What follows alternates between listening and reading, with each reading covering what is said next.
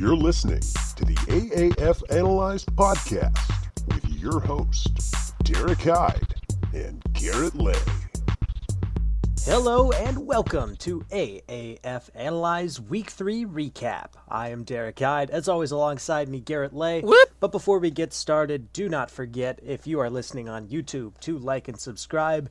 If you're on SoundCloud, to like and give us a follow. And subscribe and leave us a review on our Apple podcast as well. Follow us on Twitter at AAF Analyze to keep up with the latest news and episode release announcements. We just broke 350 followers on there, and we're hoping to get it to rise even more. Yes, we did. So before we get into individual game recaps here, we're going to keep track of how well we do picking games. I don't know how I got stuck with this job of going over the scores because I am losing pretty bad, but I still have to do it. So for week 3 here, Derek went 4-0. Yeah, he did. He's very happy about that, and I went 2-2 this week. Not too hot from Garrett. And in total, Derek is sitting pretty at 11-1. So congratulations, Derek. Round of applause. Woo, Derek. Thank you. And I am sitting at a measly 7-5. I'm hoping this picks up. We're about a quarter of the way through the season with the number of picks. We figured out we will be picking a total of 43 games over the course of the season. That includes playoffs and championships. So we will see how those records change. I'm hoping to make a push for the lead in the coming weeks. Yeah. You're down by 4 games, which means that I could go 0-4 this upcoming week, and the best that happens is you get tied. That's probably what's going to happen. And then I'm going to have to make another big push to try to figure out how to catch you. I know it's going to happen. It's going to be rough. But, you know what? We'll see how it goes. But without further ado, let's go ahead and hop into our game recaps for this week. The first game was the Hot Shots at Salt Lake Stallions. This was the Stallions' first home game of the season. We were talking about how much weather would play a role. I don't know if it played that much of a role. It wasn't that cold, though I do think the turnout at the Stallions Stadium was a little lackluster, and that might have to do something with the weather. And before we get into our actual analysis of the game, I did notice on Twitter a lot of people were complaining that the Stallions don't actually paint over the Utah field where they play. But the Stallions did answer that question. There was a Twitter user, I think his name is Trey, on Twitter, and he sent out a screenshot from, I think, a DM he got from the Stallions because he asked them the question, why aren't they painting over the field? And it's actually because the Utah logo and the end zones, they aren't painted. They're physically red turf. Like the grass is actually red colored, and you can't really paint over it without ruining it for the spring football that Utah is going to have to play. So they're going to look into how they can figure that out during the next season. But this season, unfortunately, the Stallions will not be painting their logo onto the middle of the field or the end zones. But that is why, if you were wondering and were worried about that or a little disappointed that they didn't get a chance to paint, just like all the other teams in the AAF do. So I just wanted to clear that up before we got into this. It does say Utah, though, which isn't the worst thing that it could possibly say, because obviously that is the state that they're in. Yeah, that's true.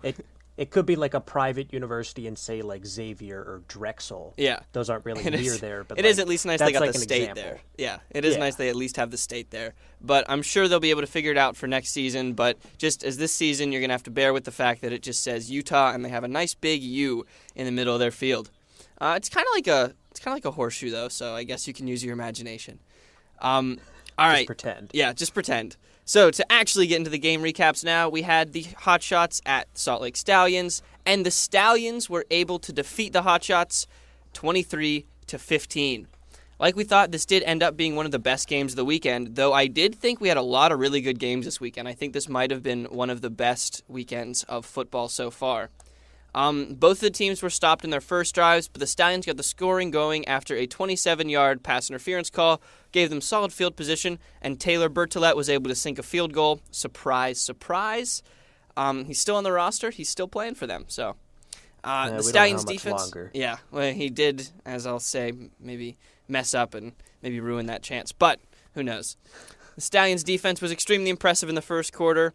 In that first quarter, the Hotshots certainly did not look like the number one offense in the league, with pressure being put on Wolford constantly and no running game to be seen. Nick Folk did close out the first quarter by missing a field goal for the Hotshots, so they were not off to a hot start.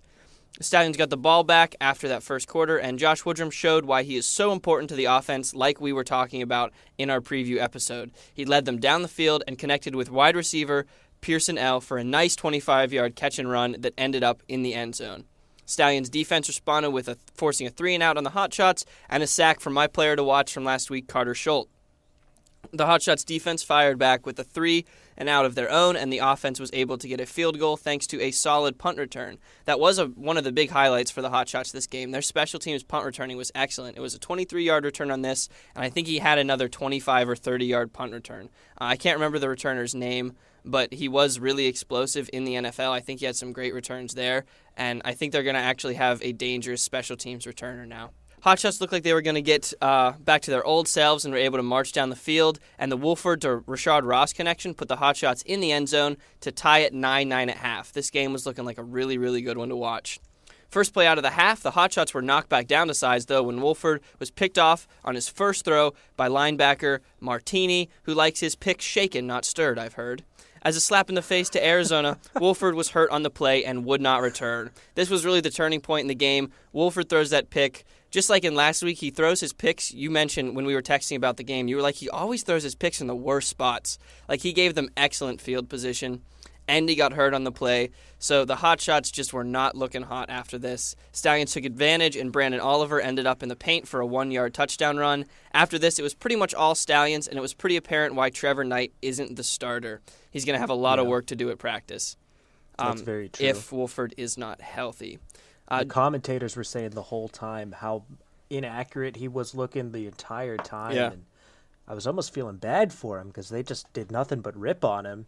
Yeah, he's got a cannon, but he was not hitting his receivers when he needed to. And then Joel, whatever his last name is, scored on a 1-yard touchdown, and the Stallions converted the 2-point conversion, which is incredible.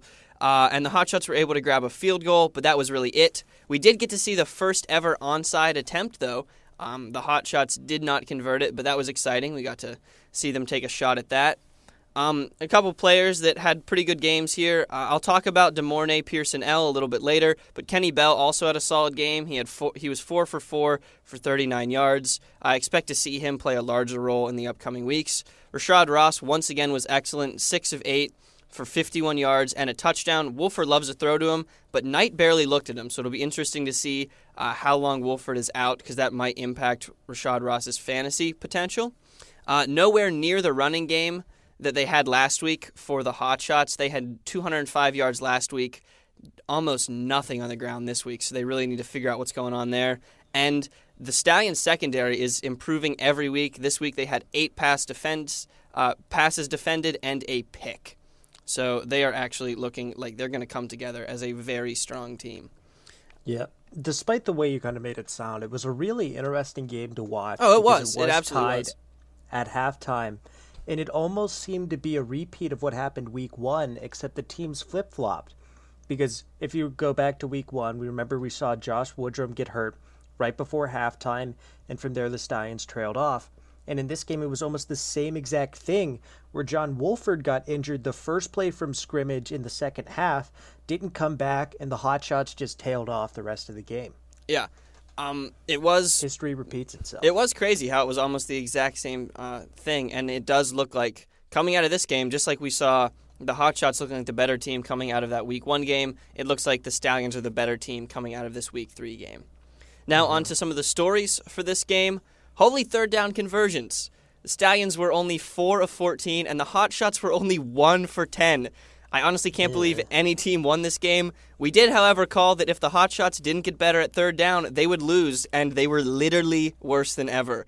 I'm honestly not sure what either team needed to do to fix those third down conversions, but that third down play calling needs to be better.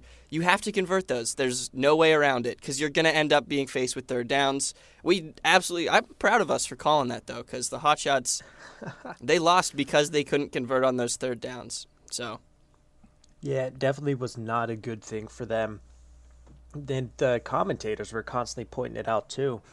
But the Stallions were 4 of 14, which isn't a good percentage in its own right, but it was better than the team they were playing that week, so kind of gave them the edge. Yeah. The Stallions were, though, 2-2 on fourth down conversions. That's true. Which was very big. That was big. And the man behind it all, really, I'd say, is Josh Woodrum. So he's my next story of the game here.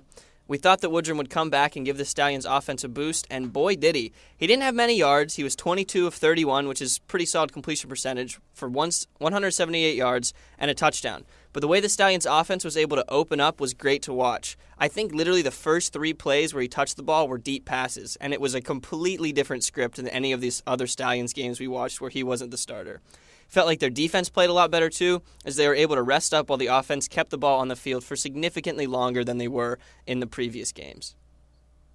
Yeah, that's very true. Even though his stats don't really jump off the page at you, just from watching that game, one thing was very clear. The Stallions' offense is built for Josh Woodrum or a player like him. And whenever Woodrum was in, suddenly Dennis Erickson's team could suddenly threaten defenses through the air again, which causes more of a passing threat, obviously, but then it also opens up more rushing lanes for Buonio and Oliver to run through. And I also must point out, this Stallions' offensive line is looking to shape up to be one of the best in the league as well. Woodrum didn't face that much pressure against a really strong Hotshots line here. Buonio and Oliver also still had really solid games. They had nice holes to run through. They were able to punch in some touchdowns. And I do think that with the protection that Woodrum is getting and having that strong run game, they really look excellent. Yeah, if you look at the stat sheet, the Stallions, Woodrum was only sacked twice for 16 yards, which is a very good number to have. Yeah. Flipping over to the other quarterback, we're going to talk a little bit about Wolford's injury. There's nothing you hate to see quite like one of the league's star quarterbacks going down, and a back injury doesn't sound great. You hope he's good to go by next week, but if not, Trevor Knight is going to have some serious work to do at practice to build connections with the Arizona receiving corps. Like I said, he wasn't very accurate. The announcers were harping on it while they watched. He didn't look at their best wide receiver, Rashad Ross, all that much, but he has a cannon of an arm. If him and Ross can connect down the field, they could still be a dangerous passing team. Yep, there's an article out on the Hotshots website, and it just literally says word for word that there is no timetable yet for Wolford's return, but Knight was happy to get his chance on Saturday, and it remains to be seen if he will get the call next Sunday at home against the Legends.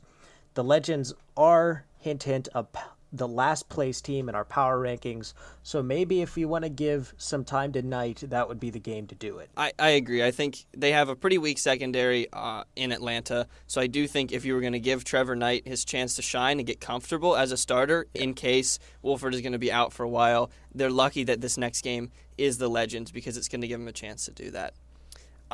My next key to the game here and the final story from the game is both teams were able to limit turnovers relatively, but the team that won the turnover battle won the game, and the Stallions did an excellent job of that. After turning it over 5 times in the last 2 games, they didn't turn it over at all, and that pick by the linebacker Martini coming right out of half was a fabulous play, and it was really the tide turner of the game. So once again, we've talked about it week in and week out, how important limiting turnovers are in this league because of how hard it is to get good field position, and it really turns out that the team that wins the turnover battle tends to win the game.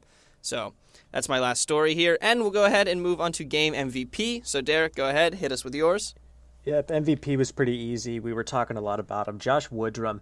Whenever Woodrum was back under center, suddenly that Stallions team looked completely different, and they could threaten defenses again. He made good throws. He was the main reason that the Stallions got their first W, and without him, the Stallions are going to be 0-3 this week. Yep, and for me, I'm in absolute agreement about Josh Woodrum, but I will give mine to one of his receivers, and that's DeMornay Pearson-L.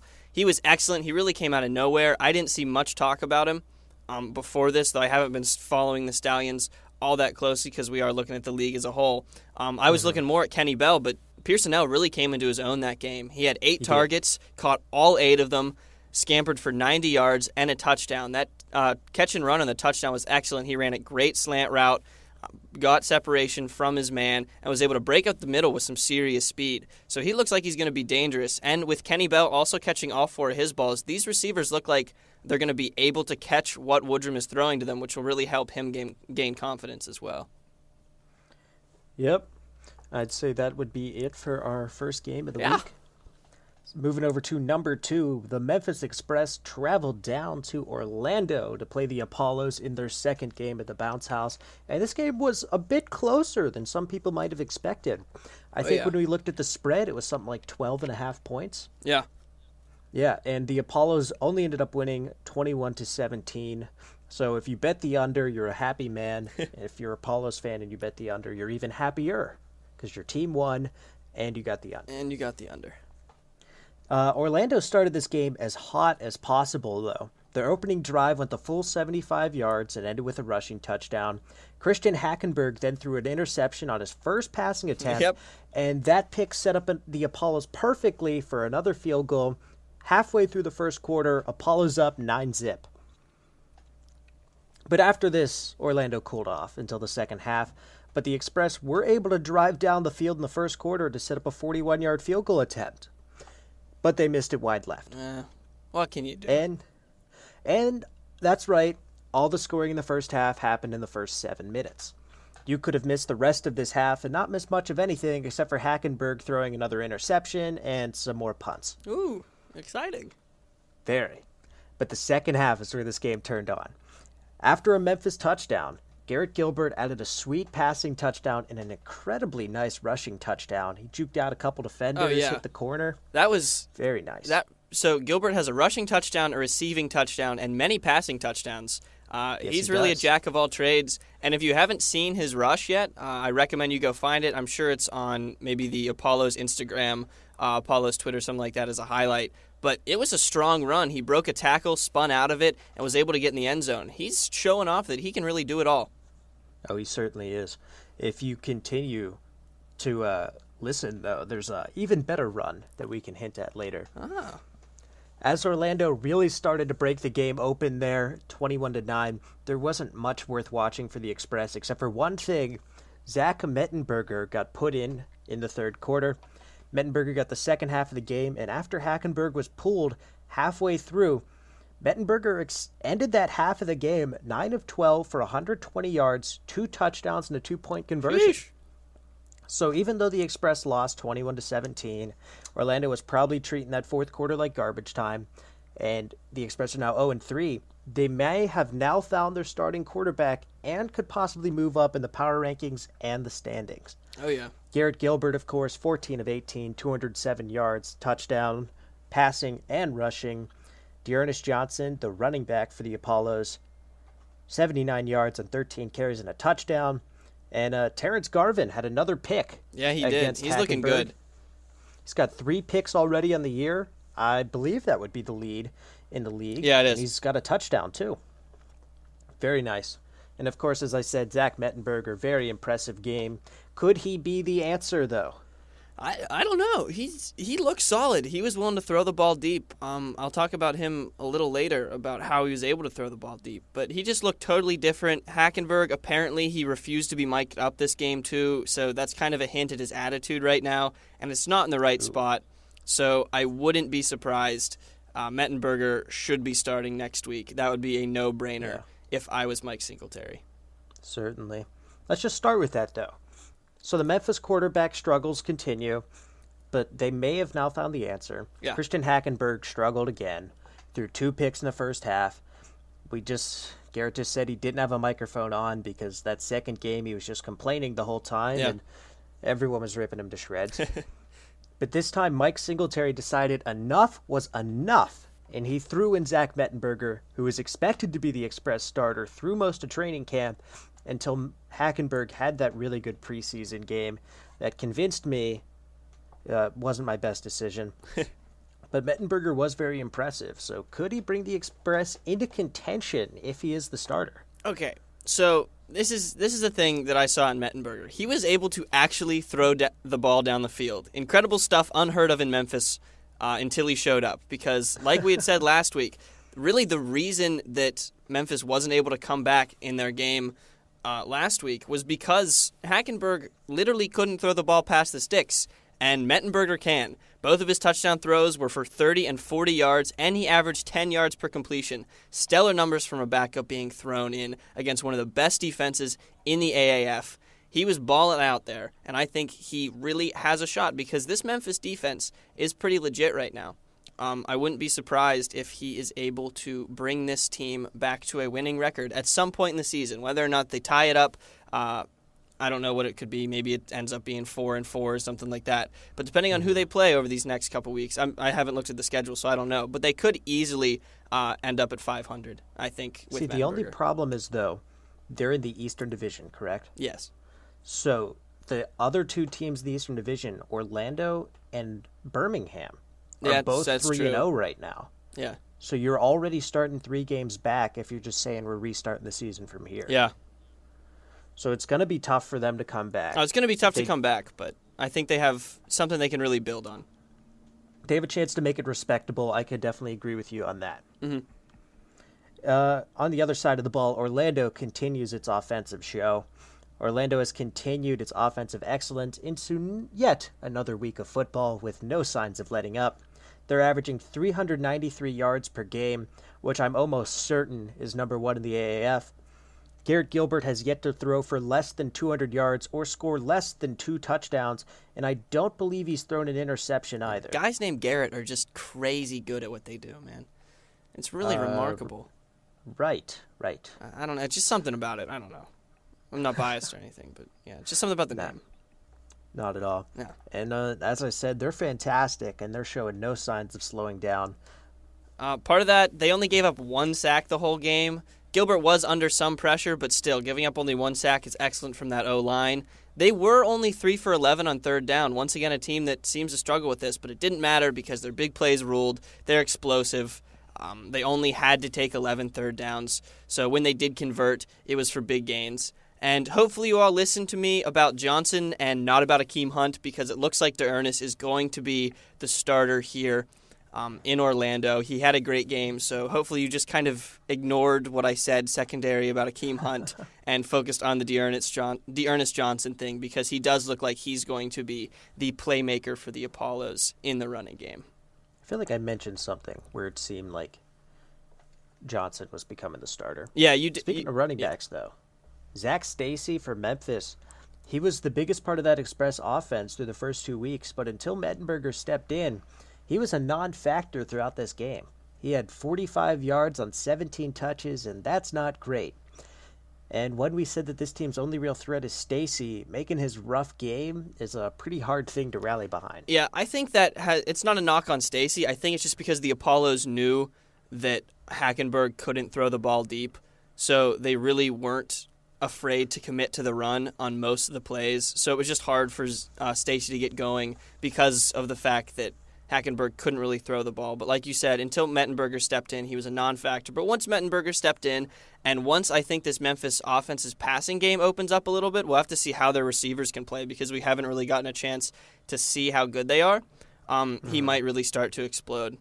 My next story for the game here is penalties for both teams. The Apollos had 8 penalties for 124 yards, and the Express had 9 penalties for 85 yards. That's a ton of penalties. That's a ton of yardage. I don't know if the refs were calling this game particularly close or whatever, but these teams both need to be a little more disciplined on that part of the ball. And finally, one more story. The Memphis defense, they really do seem legit. Yes, they did give up 388 yards, but this is the best offense in the AAF right now. They still look solid. In the second quarter, when they pitched the shutout, you have to wonder if the Express had put in Mettenberger earlier, they might have scored some points before halftime, and this really could have been a very, very close game. Yeah, certainly. The penalties thing is another real quick thing I want to touch on. Orlando had 124 penalty yards, yet there was only one time pass interference was called in this game, and it was for 48 yards against Orlando. So both of these teams had over 80 yards in penalties, and that's just inexcusable. Yeah. That weren't pass interference. Yeah, you can't excuse that. You got to work on that. That's going to be definitely a point in their practice sessions this week for both teams, because if the Apollos don't have those 8 penalties for 124 yards, they probably could run away with this game. Certainly. Game MVP, it's obvious again, Garrett Gilbert. Another game, another impressive performance for Gilbert. In his AAF career, he has yet to throw for under 200 yards or score less than 2 touchdowns in a game. And with your quarterback performing like this, you can expect him to get a lot of our MVPs and maybe, just maybe, a championship at the end of the year.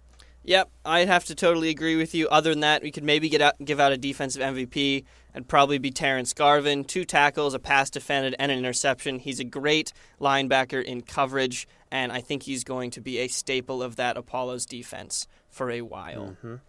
All right, on to the next game. We're on Sunday now, and this was the Birmingham Iron at the Atlanta Legends. The Iron took this game 28-12.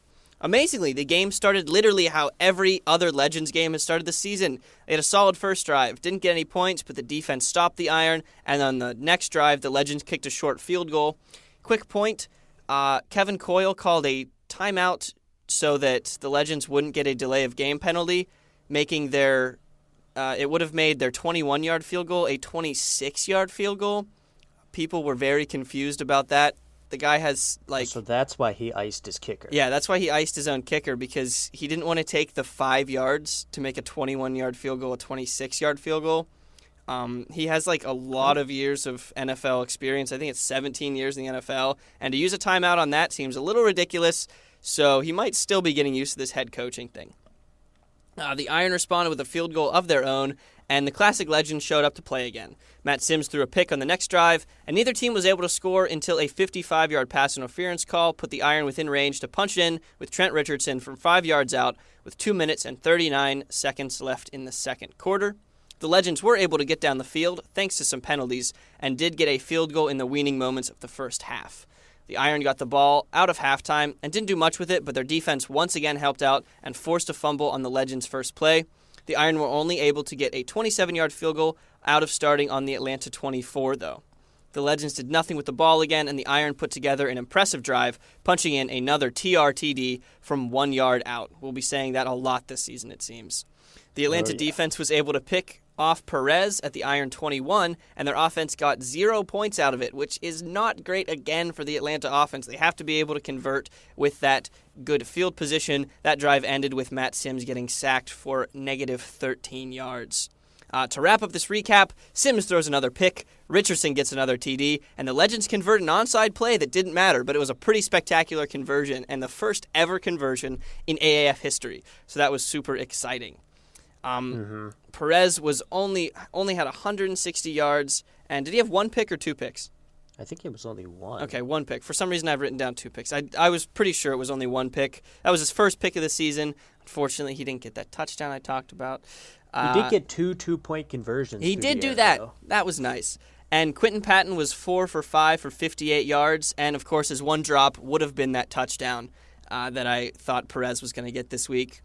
Benequez Brown for the Iron and Tyson Graham Jr. for the Legends both had 10 tackles, and Brown also had a forced fumble. And Carlos Merritt for the Legends had 2 passes defended, 1 interception, and 1 forced fumble. So those are some of my players who were pretty solid during this game. Yep, really great statistical game, except for Luis Perez, obviously. Yeah. It seems like he can only connect with his wide receivers in the end zone after a Trent Richardson touchdown. Yeah, it's kind of crazy. It's the strangest thing in the world. I swear, whenever the Iron are in the red zone, they're within 5 yards. So they're just, hey, let's just give the ball to Trent and he'll punch it in for us. Literally, if they just call their 2-point conversion plays, when they're in that range where they're running it in with Trent Richardson from 1 yard, it seems like they get a touchdown because they're doing pretty well with those. So, yeah, I don't know. He has 6 touchdowns through 3 games. He's being a monster. Ooh. Maybe he'll be in the NFL next season. Who knows? See. He is only averaging under 3 yards a carry, though. So that's also very interesting that he has so many touchdowns and so few yards per carry. They really value the run there, which was something I predicted early in the season. Yeah. But I didn't think that it would work out as well as it has. So, as we move on to our stories, the wait for Luis Perez's first touchdown continues. Yes, it does. Garrett had boldly predicted that this would be the first week that we see Perez score his first AAF touchdown, whether that be through the air or on the ground, or maybe even pulling a Garrett Gilbert and catching one. I could have seen it all. I thought he was going to get in the end zone. I really did. None of that happened. Nope. But the wait does continue for Perez to score, and even though he did get close a couple of times, like Quentin Patton was forced out of bounds near the goal line at one instance, there was a drop pass in the end zone, we believe it was also by Patton, and it should happen relatively soon. It has to happen. It has to. Should. It has to. There's no way he goes the whole season. There's no way he goes the whole season. If he does, I'll do something. I don't know what, but... Maybe another giveaway. Yeah, maybe another giveaway. We'll give away something very expensive. That's what we'll say. I'll say it right now. Our wallets can't handle it, but that's how confident we are that Luis Perez will at least get in the end zone. One time by just the end one of the time. year. One time. That's all it requires. He did get his first pick, though, so a first did happen. Not exactly what we thought would happen, but whatever. It's still a first. There's a first for everything. Yeah, there's a first for everything. Trent Richardson. I had one exclamation point after his name before the game, and now there are three. Because let me tell you, 3 is Trent's lucky number. Not only is Trent number 33, he had 3 touchdowns this week to double his total to 6 total touchdowns on the year. Just incredible. Yeah, and I gotta say, we were talking about it earlier. He looks like a bad, bad man in all black with that black face mask. I do not want him running into me at the goal line. So if they keep doing what they're doing, getting the ball close and then running it in with Richardson from between 6 and 1 yard out, they're going to be sitting pretty on offense because it really seems to be working, and no one seems to be able to stop Richardson when he gets a full head of steam running from 6 yards or in. Yep. As we move over from Birmingham, who had a pretty solid game as per usual, now we need to talk about what Atlanta needs to do to improve. Yeah, they because have there's to a lot do of a lot improving. of things. Yeah, Atlanta needs, in all capital letters, to improve on their red zone efficiency. When watching this game, I can distinctly remember 3 different times the Legends were in the red zone. And just take a guess how many points they got out of those 3 trips. I would hope 6, Derek. They got 3 total. 3 points! They averaged 1 point per red zone appearance. That's not great. That's terrible. That's not great. This shows either great things for the Irons' red zone defense, or the Legends really need to start working on more offensive things, because it is not looking pretty. You're 0-3 right now, and I have yet to see much of anything that's kind of proving to me that this team's going to change. Yeah, you do have to credit the Iron defense some. They're excellent in the red zone there. They forced that fumble on Matt Asiata against the Stallions last week, and they seem to shut them down, but really I would pin most of this on the shoulders of the Legends offense. There just is nothing that seems to be going right for them right now. Mm-hmm. Speaking of not going right, Atlanta continues to question their QB. Other than his 3 interceptions, Matt Sims didn't really have an absolutely terrible game. That's true. 3 interceptions is a bad stat, though. Yes. He finished 28 of 48 passes for 328 yards and a touchdown, which is pretty good. Yeah. But 48 passes. My goodness.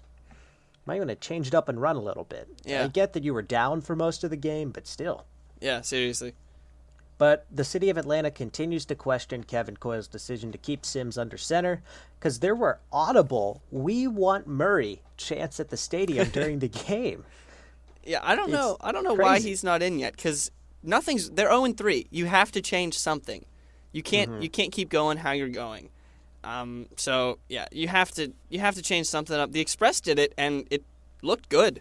So I think they really should take a key out of the Express's book here. You have to give it a shot at this point at 0-3. Just as a general offensive note here, they have no running game at all. None. It's almost non-existent. They had 43 total yards, and Matt Sims accounted for 27 of those on 2 scrambles. Akram Wadley had 3 carries for 9 yards. Denard Robinson had 3 carries for 7 yards. Lawrence Pittman had 5 carries for 6 yards, and I believe, did he fumble? I can't remember. I think he might have fumbled too. And Irvin Phillips had 1 carry for -6 yards. I really thought Denard Robinson was going to be good. He was so good at Michigan. He was so fast, and he just hasn't been there. I don't know if there isn't enough lanes for him to run through, but nothing seems to be working in this backfield of the Atlanta offense. They have to figure that out, because with the questions at quarterback, you can't expect to throw 48 passes with a questionable quarterback and win a game. You have to have something to mix it up. It's really weird that your starting running back had 5 carries, and your leading rusher that wasn't a quarterback amassed 9 total yards. Yeah, it was not great. It was not great at all. Now we can talk about who held them all in check, and that would be the Iron defense. I gotta say, these boys are nice, let me tell you. They have forced 7 turnovers in 3 games. They've allowed only 21 points through 3 games. They are making play after play on the ball. Now, they have played the 2 worst teams in the league and the Stallions without their starting quarterback, but the swagger that this defense has is something that is going to take them far, even against offensively explosive teams. They did give up a ton of yards against the Legends, but they stepped up when it mattered. Like you said, the Legends only came away with 3 points out of 3 trips to the red zone. So this Iron defense is very, very intimidating. Another thing that's incredibly intimidating, that Iron offense, or should I say Trent Richardson, looks very good. Yeah, he's still averaging under 3 yards a carry, which is kind of crazy that he's been so productive then. They have no passing touchdowns, and they're 3-0. I respect the smash mouth football, but they need to get some big plays out of the offense if they want to ball with the big dogs at the top of the league, and I think that's going to happen soon. I know I predicted that it was going to happen this last week with some big plays from Luis Perez and wide receivers. It didn't, but it's going to have to happen, and I think they're going to figure it out, and they might be one of the best teams that this league is going to see. Speaking of the Iron offense, game MVP, Trent Richardson. Yeah. It's obvious. Anybody who scores 3 touchdowns in a game, and they deserve the game MVP from us, no matter what. That will be a rule that we set in stone right now. If you have 3 touchdowns, you are the game MVP. Okay, I can get behind that.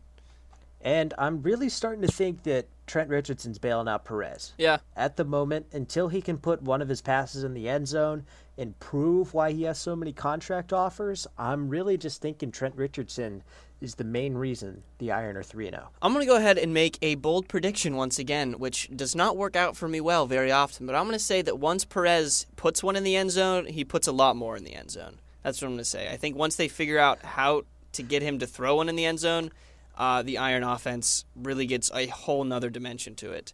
Once again, I do agree. No timetable for that. No timetable. No timetable at all, but I think it's going to happen. Once again, I do agree with Trent Richardson, but I will hand out a defensive MVP, and this is really, he's shaping up to be one of my favorite players in the league right now, and that is Jamar Summers, cornerback for the Birmingham Iron. This dude can ball, and I'm loving it. He grabbed his 2nd pick of the season and had 4 passes defended and 3 tackles just in this game. He is one of the premier cornerbacks right now, and Keith Reazer actually went out with a head injury in the Apollos game, so I'm not sure when he's going to be back. So Jamar Summers is currently, right now, I think, the best cornerback in the AAF. If I could get a jersey with an AAF player's last name on the back of it, I think I would get a Summers jersey because I like him that much. All right. Maybe we can make that happen. That'd be sweet. Birmingham Iron, hit me up.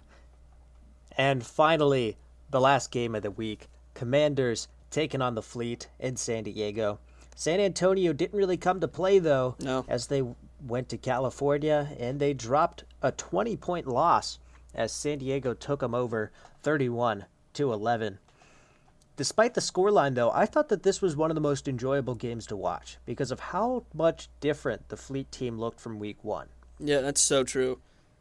If you watch the Fleet Week 1 on CBS and then you watch the Fleet again this week on NFL Network, you would not recognize this team. Nope. Nothing's the same. The first 30 seconds of this game was incredibly strange, though. Philip Nelson threw a pick on his first pass attempt, and that was immediately followed by a 47-yard touchdown pass from Woodside to Mikhail McKay. Called it. But after this, the teams just flip-flopped. Yeah. This early 8-0 lead for the Commanders quickly vanished as the Fleet would add 2 Nelson touchdowns and an A.J. Tarpley pick 6. Bills Mafia. To go into half 22-8. And as soon as they got back, the Fleet just sat on the ball and chewed clock with their impressive running back duo of Jaquan Gardner and Terrell Watson. And this led to the longest play in AAF history, an 83-yard touchdown run by Gardner. It wasn't the most impressive run in the world, but 83 yards. He's quick. He is fast. He certainly is fast. As soon as he hit that hole, yards. He was gone. It was a great run to watch. Now, I think we will distinctly remember that I said that he was not going to have a good game. And I'd like to defend my prediction here by saying if he didn't have that 83-yard run, he would have only had 40 yards and 0 touchdowns. But he did have the 83-yard run, and my prediction was once again incorrect. I did get the correct prediction there. I boldly predicted Gardner would have at least 100 yards, and he broke that by 22. Very happy. Terrell Watson ended the game as the leading carries for the Fleet. He had 13 carries, 73 rushing yards. Gardner had 12 carries, 122 rushing yards, and a touchdown. It seems like they're kind of alternating series, the two of them, but both are really good, and it's really beneficial to the Fleet. I gotta say, I think Watson and Gardner and Boanyan and Oliver are probably the two best and most dangerous running back duos in the league right now. Both of them, they complement each other really well. You can put one in, take one out, give the one a rest, and the one comes back in and makes an explosive play. So I think the fact that they have these two running backs, it's not great for fantasy, though if you started either of them, you did pretty well. But I think that for the teams in general, it's really, really nice for both the Stallions and the Fleet to have such dangerous running back duos. Certainly. The Commanders did add a pity field goal in the third quarter, though, and they pulled Woodside in the fourth for Marquise Williams, who is basically a glorified running back. He has had the same amount of rushing attempts as passing attempts both in this game and on the season, as the Fleet killed the Commanders 31-11. Some big players for the game. Philip Nelson was 17 of 25 for 193 yards, 2 touchdowns and a pick. We just talked about Terrell Watson and Jaquan Gardner. Nelson Spruce, the wide receiver for the Fleet, 4 receptions for 50 yards and 2 touchdowns. Very good day at the office. Logan Woodside for the Commanders, 12 of 23 for under 51 yards, 1 touchdown, 2 picks. Running back for the Commanders, Trey Williams, had 75 yards on just 7 carries. That's great running there. Mikhail McKay, 91-yard performance and a receiving touchdown right at the beginning of the game, leaving fantasy owners very happy with that. Yep. If we go back to the stories now, Woodside, he underperformed. Yes, he did. Other than that first passing touchdown going for 47 yards, Woodside did not really look good this entire game. And I'm going to be honest, I missed the first touchdown pass because I just didn't turn the game on for the first 20 seconds, and I was very confused. The Fleet defense harassed Woodside the entire night, leading to 2 picks, 1 for a touchdown, and his eventual pulling in the fourth quarter. I've never really been that high on Logan Woodside, but he's certainly capable of more than what he pulled out this game. I'd like to point out here that 4 players on the Fleet defense had half a sack, and 3 players each had 1 sack. And if you watched it, it was a highlight for the Fleet on their Twitter. Shakir Soto, a pitman, proud pitman, absolutely leveled Woodside in the backfield. So he was getting lit up back there, and I know how difficult it is for a quarterback to succeed under that kind of pressure. The entire season, Woodside has been kind of up and down. He's had good games, he's had bad games. He's thrown 2 picks, but he's been able to overcome it, and his team has really covered for him. But I think some of his negatives really kind of shine forth in this game. It's true. Quarterback of the other team, though, Philip Nelson. He's gaining confidence, and he's getting better. Yeah. Nelson didn't impress us too much in his opening game against the Legends, week 2, but Nelson is now 2-0, and his stat line continues to get better. As after the opening drive, he went for 193 yards and 2 touchdowns, making some great throws at that. And this team continues to get better with him, as I'm thinking the Fleet are one of the most deadly teams in the league right now, and there's nowhere to go but up. Yeah, I think they're looking really strong. Nelson, like you said, he's improved vastly. That first pick, I watched it. It just kind of looked like he and his wide receiver were out of tune. That was the first play of the game, too, so it was pretty bold to just go ahead and chuck it deep on the very first play without ever maybe throwing a run in there to get the secondary off balance or something. So it wasn't a great throw for him to make, but I'm not really going to blame him on that. And I really think you want to focus on the rest of the game where he had a really, really solid performance. I think it's funny how you say him and his receiver were out of tune, because the intended receiver on that pass, if I recall correctly, was Nelson Spruce, the guy who ended up throwing 2 touchdown passes to later in the game. They figured it out. It just looked like he overthrew Spruce because it almost looked like the Commander's cornerback was the one he was throwing to, because the cornerback was deeper than the receiver, and he really put it right into the cornerback's hands. So it just didn't look like he knew the timing of the throw yet, just really because it was the very first throw of the game, and it was for like 40 yards down the field, which I was confused about. But it was bold. Yeah. Points off takeaways, though, were a big thing as we talk about that one turnover. Both teams were able to score most of their points off of turnovers, making turnovers incredibly costly in this game. San Antonio had 2 takeaways, led to 11 points for them, touchdown with a 2-point conversion and a field goal. The only problem is that the Commanders were only able to score off of takeaways, and any drive that started from their own half didn't result in anything. Not very good for them. No. San Diego also had 2 takeaways, leading to 14 points, which was just under half of their total points, which is how you want to succeed there. Yeah, you limit these capitalizing turnovers. on those mistakes. Limit these turnovers, and that game turns out completely different.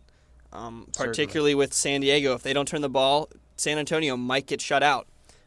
If San Antonio doesn't turn over the ball, that makes the game a little closer. 14 points close. And I'm sure the attitude swings on each team would be far different. So take care of the ball, and you're probably going to win your game. It's that simple. Yep. The Fleet looked like a completely different team from week 1, as I mentioned earlier. Let's just quickly go through this. That Fleet offensive line is no longer leaving their quarterback out to dry. Philip Nelson is not getting crunched like Mike Bercovici in week 1.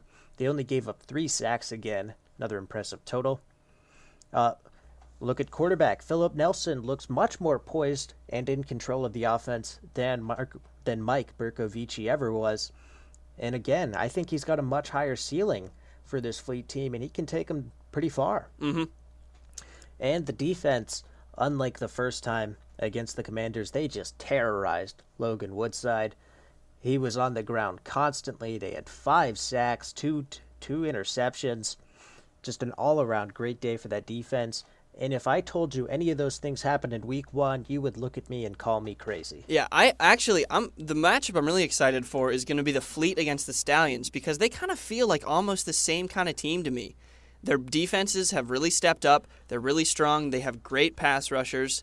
Their running back duo is lethal. Their quarterbacks don't throw for that many yards, but are really, really efficient and great leaders. So I think that's one of my most exciting matchups so far. And they are in the same division, too, so they're going to have to play each other. Twice, yeah. Be fun games. Game MVP, got to be Philip Nelson for me. Once he got his feet under him, this game was all his. He was very accurate, only missing 7 passes the entire game. I believe over half of which were drops, and he is the main reason this team came out victorious. Yep, I'm going to have to agree with you 100% there. Other than that, I'd maybe give it to Jaquan Gardner just for that huge run. It was fun to watch. He's fast. He's a big playmaker, so maybe him, but other than that, it's Philip Nelson hands down. Yep, and that is the final one of our games, and now we'll go over to our league overview segment, starting with where we were right and where we were wrong. I can quickly start here, because Go ahead, Derek. we'll start with the right. Yeah. Another sure you'd like successful that. week picking games. Let me pat myself on the back real quick. I believe that is now 2 weeks in a row I've gone 4-0. Oh, wow. Spectacular. I'm on a 9-game winning streak, and I'm hoping to bring it to at least 10. It's great for the podcast. Hopefully 13. Not great for my confidence. So that's all I got to say. 11-1 in the season right now. I'm really, really successful at this at the moment. Knock on wood that it stays, and we'll just see where it goes from there. I wish I bet money on the games with my picks, because I most certainly would have made money off of that. I did look it up, and we did mention in the Sports Hangover interview that we gave, which if you haven't checked that out, I recommend it. It's the Sports Hangover. It's available on iTunes. You could also just Google it and find it. Great podcast with our friends over at the Hangover Network that we're now a part of.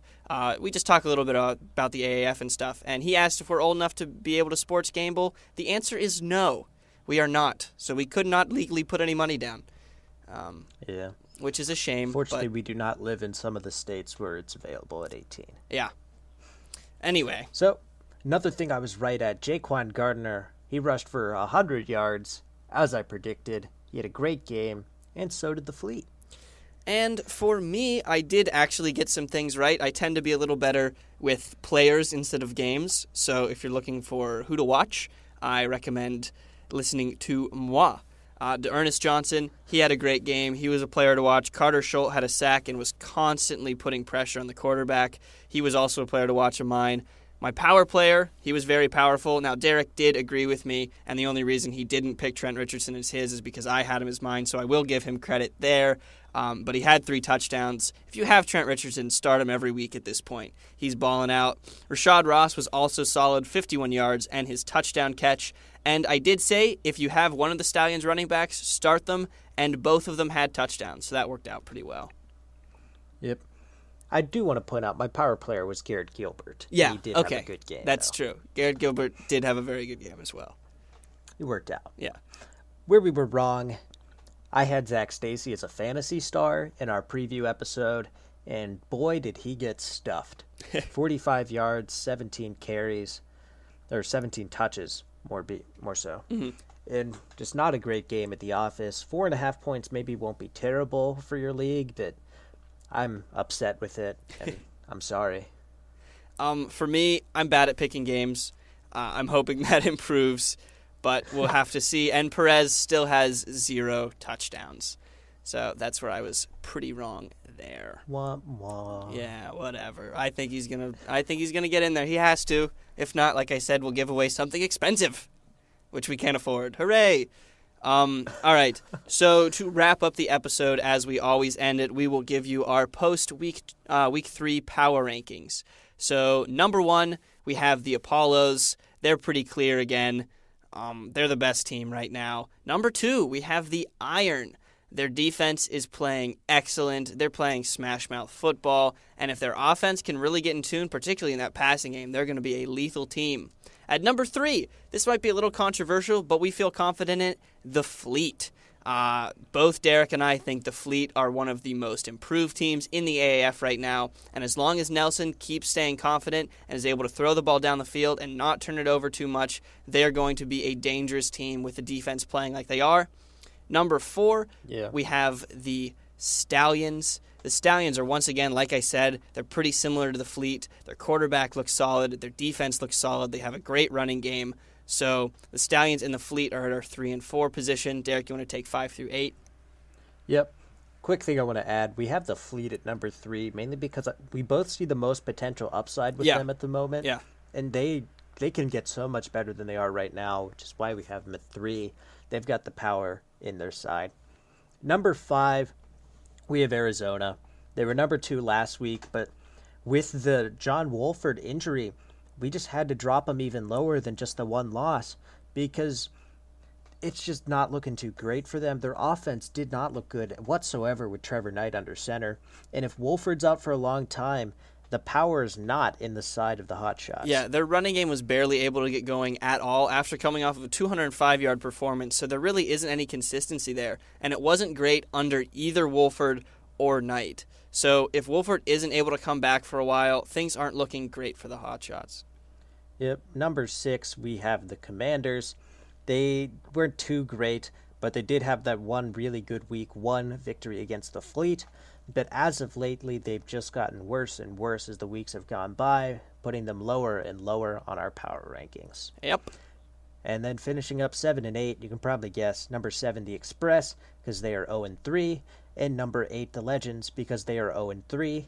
But the Legends have scored far less points than the Express and have been far less impressive at quarterback, so the Express get the nudge over them to number 7. Yeah, I wouldn't be surprised if the Express are able to jump pretty far up these power rankings in the coming weeks if Mettenberger is as good as he looks like he was at the end of that game. And their defense, like I said, is pretty legit, so I wouldn't be surprised if they hop up. Nope, not at all. All right, that's all we have for today's recap episode. Don't forget, week 4, our preview will come out on Friday morning. We like to release it at 7 a.m. so all you early risers can listen to it on your way to work, class, or whatever else you do in the morning.